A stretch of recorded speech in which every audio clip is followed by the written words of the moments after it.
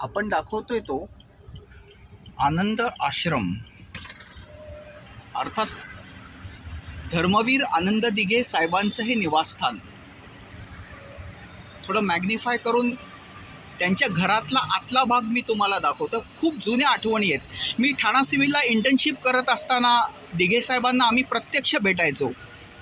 साहेब मोकळ्या मनाचे, खुल्या दिलाचे, दिलदार आणि खऱ्या अर्थाने धर्मवीर.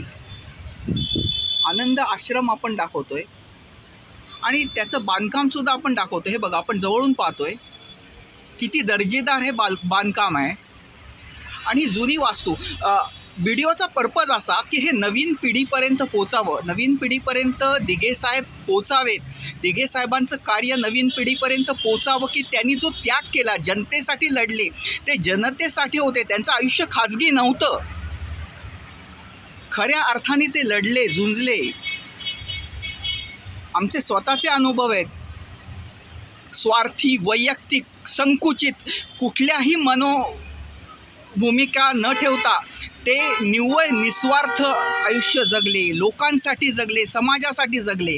अर्थात हे त्यांचं निवासस्थान आपण पाहतोय. थोडंसं आतून सुद्धा मी तुम्हाला दाखवतो. येस,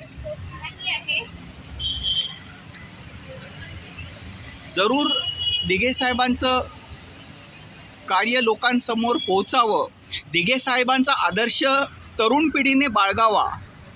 कारण आज सोशल मीडियामुळे माणसं संकुचित होत चालले आहेत. म्हणजे अगदी ब्लड डोनरचं सुद्धा आव्हान केलं तर रिस्पॉन्स व्हॉट्सॲपवर येत नाही. म्हणजे लोक रक्तदान करायला सुद्धा तयार नाहीत.